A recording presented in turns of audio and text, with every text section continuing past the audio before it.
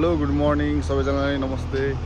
र आज चाहिँ बिहान बिहान हामी शिवपुरी धामदेखि नै स्टार्ट भएको छ हाम्रो ब्लग। र यहाँ चाहिँ हाम्रो टिकापुरदेखि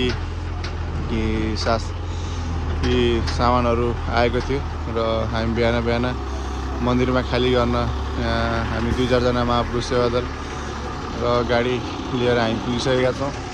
र अब चाहिँ यहाँ हामी गाडी खाली गर्नेछौँ जुन भोलिको सत्सङ्गको लागि चाहिँ सामानहरू आएको छ। र अब हामी चाहिँ यहाँ झार्नेछौँ हेर्दै गर्नु होला है त।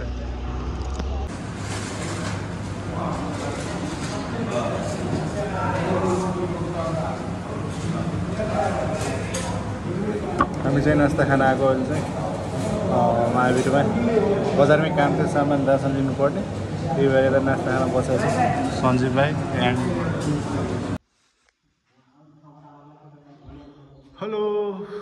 धेरै काम छ, धेरै नै थाकियो मेरो र एकजना भाइको त। दिनभर बजारै घुम्ने, सामानै बोकिराख्ने, घाममा घुम्दा घुम्दा कालो मान्छे फेरि नै कालो भयो। ठिक छ, सेवा हो, यस्तो टाइम सधैँ नै आउँदैन। आएको बेला, पाएको बेला चाहिँ, भाग्यले पाएको बेला चाहिँ सेवा गर्नुपर्छ। अहिले चाहिँ हामी भवन आएका छौँ, होइन सञ्जीव भाइ? के लिन आएको अरे हामी? हारपट्टा सेतो कपडा लिन चाहिँ हामी आएको टेन्टको लागि। ठिक छ, गर्मी धेरै छ। अब हामी कपडा लगेर चाहिँ शिवपुरी धामतर्फ जानेछौँ।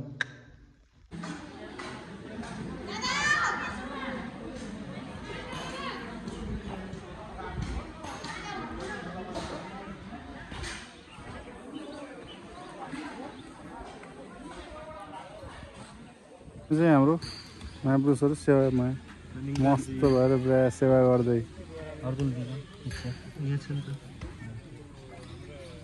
मेरो नाम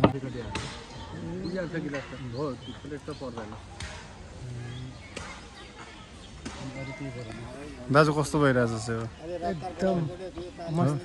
एकदम आनन्द आइरहेको छ हाम्रो दाजुको बहुत आनन्द आइरहेको छ। समागमवाला फिलिङ आइरहेको छ हामीलाई। सबै सेवामा, आफ्नो सेवामा मस्त।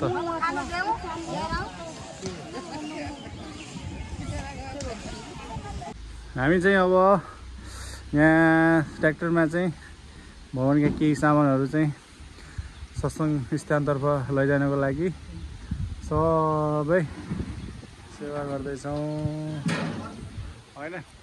सब सामानहरू लोड गरिरहेको छौँ। गर्मी धेरै, के गर्ने, तर मौकामा मिलेको सेवा नाइ भन्न पनि मिलेन। हाम्रा शिक्षकजी फेरि एकदम कडा हुनुहुन्छ, भनेपछि गर्नै पर्छ फेरि। जोकिङ।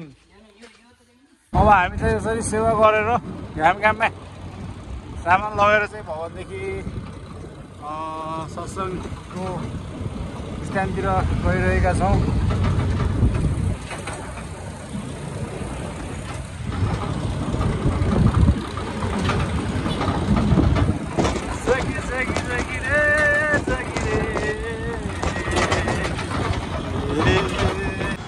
पुरा ठुलो सेलिब्रिटी भने खतरा छ हाम्रो नायिका त, होइन? दारी साडी काटियो, होइन? हल्का टाइम मिलाएर चाहिँ दारी साडी काटेर चाहिँ फ्रेस हल्का चिटिक्कै ह्यान्डसम देखिनु पऱ्यो नि त। अब चाहिँ एकछिन फलफुल लिन चाहिँ गइन्छ। पछाडि सञ्जीव भाइ पनि छ हाम्रो, फलफुल सलफुल किनेर एकछिन घरमा पुगाएर त्यसपछि फेरि गइन्छ हामी समागम सत्सङ्ग स्थलतिर। हामी चाहिँ अहिले रासन लिनको लागि ओटिसीमा आएका छौँ, केही रासनहरू लिनलाई सबैजना।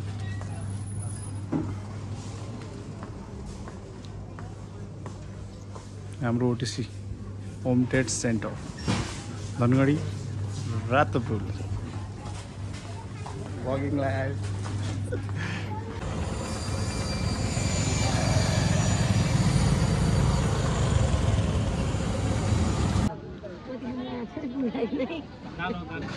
सबै दालो दुईटै दालो, तिनटै दालो,